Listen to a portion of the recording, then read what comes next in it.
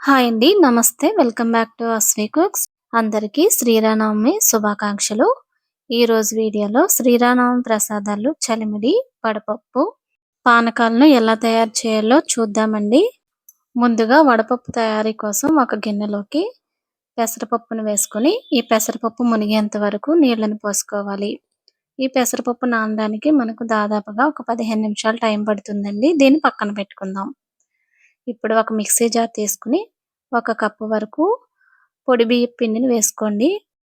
ఈ చలిమిడిని తడి బియ్యపు పిండితోటైనా సరే చేసుకోవచ్చు.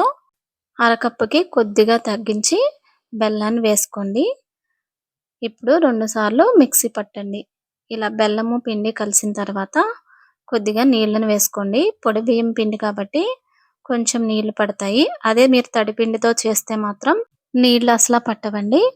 2 సార్లు పలసిస్తే చలిమిడి ఈ విధంగా తయారవుతుంది. ఇప్పుడు దీన్ని ఒక గిన్నెలోకి తీసుకుని ముద్దలా తయారు చేసుకుందాము. ఈ చలిమిడిని మీరు మిక్సీ జార్లో వేయకపోయినా సరే బియ్యం పిండి బెల్లాన్ని కొద్ది కొద్దిగా వాటర్ వేసుకుంటూ గిన్నెలో వేసుకుని చేతితో ఈ విధంగా కలుపుకున్నా సరే మీకు చలిమిడి తయారైపోతుంది. ఇలా మిక్సీ జార్లో చేసుకుంటే కాస్త తొందరగా అయితే తయారవుతుంది. ఇలా ఈ విధంగా మనకి చలిమిడి అయితే తయారైపోయిందండి.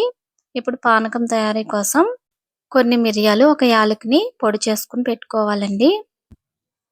ఒక గిన్నెను తీసుకుని ఆ గిన్నెలోకి నిండుగా నీళ్ళని పోసుకుంటున్నానండి. ఇప్పుడు దీంట్లోకి ఒక హాఫ్ కప్ వరకు బెల్లాన్ని వేసుకోండి.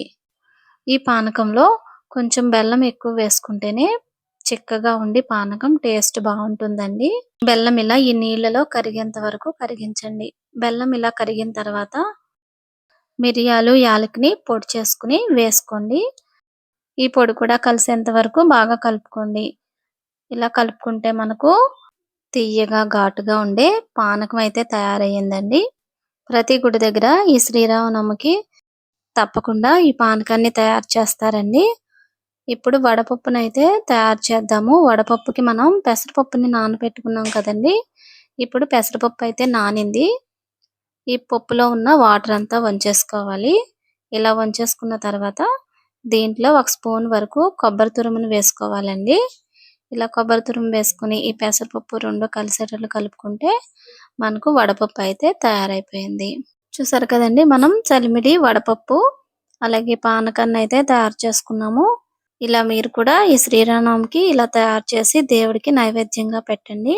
ఈ వీడియో కనుక మీకు నచ్చితే మీ ఫ్రెండ్స్ కి, రిలేటివ్స్ కి షేర్ చేసి ఛానల్ ని సబ్స్క్రైబ్ చేసుకోండి. మరొక మంచి రెసిపీతో మళ్ళీ కలుసుకుందాం. Thank you for watching.